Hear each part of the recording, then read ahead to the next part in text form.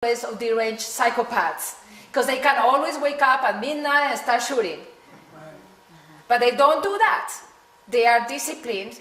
They have a target. They go home, and they have friends. They have kids.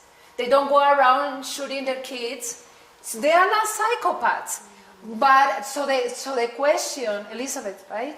I should remember that name. The question is, how can they, but also when we talk about they, this is the amazing thing about recognizing fundamental consciousness, and that is, when I think about they, I have to think about me as well, right? So how could they get so far away from basic goodness? And I asked myself that question, and I had a few answers. And the answers, let's see if this makes sense to you. The answers as to how somebody will become so far removed from basic goodness, to me, are not that different from the reasons why somebody will get so close to basic goodness. Both, and this is actually Acharya Galen Ferguson works, both require training. That's what Acharya Galen Ferguson spoke about. We all have basic goodness, but why do we go to Shambhala training or to whatever? Why is it called training?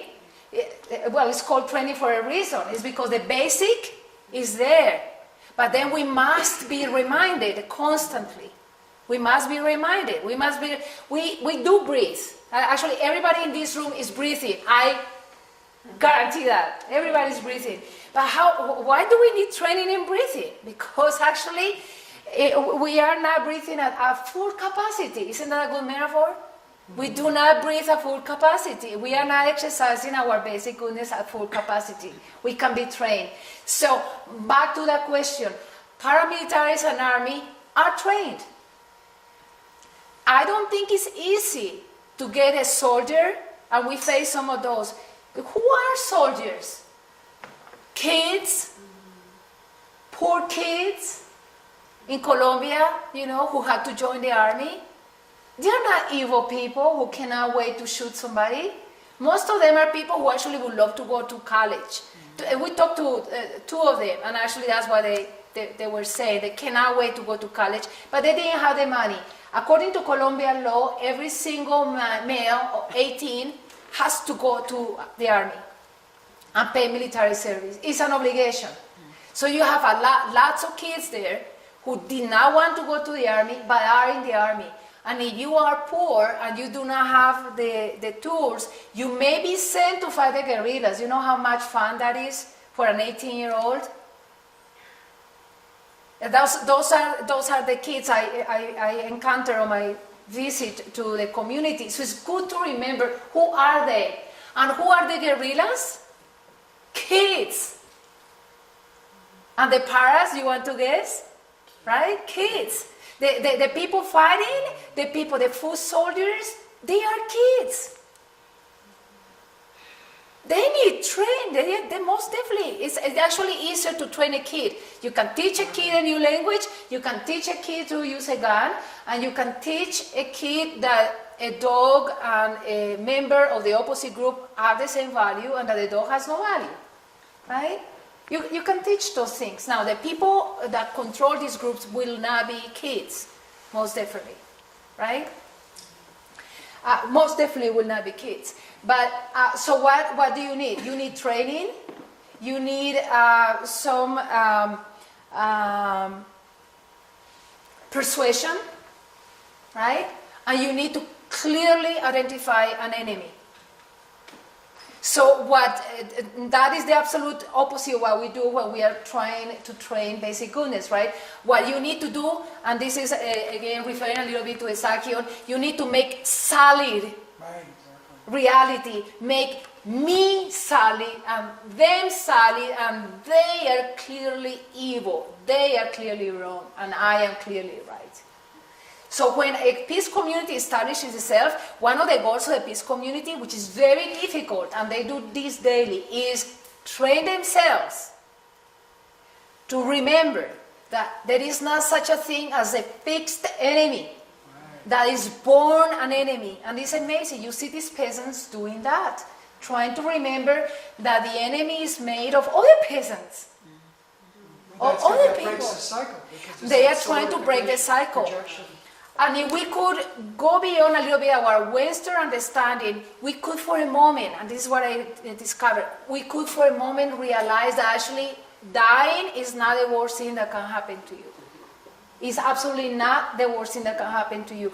They are very aware of this, very aware of this. The worst thing that could happen to you, and that they see this, is losing your dignity. I'm talking about them. That's how they see it. In other words, if you die in full consciousness of your integrity, that's a good life. And they see it that way. They live it that way every day. That's precious. But it's also in community. These people are not isolated. They are absolutely not isolated. Please bring me back if I am a little bit on a tangent. But one of the things that I discovered, one of the things that they gave me, okay, that was healing to me, is that I found there something that was missing in my urban middle class life.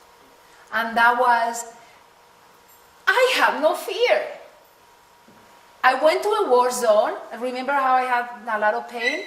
By the end of my stay there, I had no fear. Why was that I had no fear? Because there was no danger anymore? No, because I could look into the eyes of people and I could see for a moment, glimpse for a moment, that basic principle. So perfect. What a perfect human being. It's hard to explain this in any way other than spiritual. And that was one of the things that to me was very important there. It's very clear to them, and it was very clear to me. There was such a thing as life generated in a common agreement to live with dignity. And actually they have another agreement that is as important as not bearing weapons, and that is not lying. You know how difficult it is to have that in a war zone? Not lying means that you will, if you saw the guerrillas, you will say, yes, I saw the guerrillas. If somebody asks you. They have committed themselves to not lying. I cannot even start telling you how incredibly healing that is. Particularly as a Colombian, I was trained, my mom doesn't know this, but I was trained to lie. Haven't we, most of us, been trained to lie? We know often we have been punished seriously for telling the truth. Growing up, God, if you tell your mom that you actually just got laid with your boyfriend. No, we were just at the library. Sure. Explain what you were doing at the library. So we learned that if we actually told the truth, it would be so complicated. But it took me years to really make peace with the fact that I didn't want to lie anymore. And then I went to a peace community and found that that is one of the pieces of their constitution, not lying. It's amazing. And let me tell you the story. He's appeared from there, but Renato. Let me tell you this story, and I hope that this story tells us about this, but there are many stories like this. 3 years ago, I think it was 3 years ago, the army was passing by, not these hamlets specifically, but in the region, and arrested 3 young men, 3 youth who are of age to pay military service, but are not. They arrested them, pretty much kidnapped them because that's illegal to do, arrested them. Well, somebody saw that and told the members of the community, and told the leader, one of the leaders of the community, was Renato. Renato was informed that the military had done this. Renato gathered 100 people. On the way they gathered people by cell phones. Cell phones are a very important instrument of resistance. And everybody has a cell phone. Renato gathered 100 people and marched to look for the army. And found the army. And confronted the captain of this particular group and said, we know you had 3 youth you need to give them away.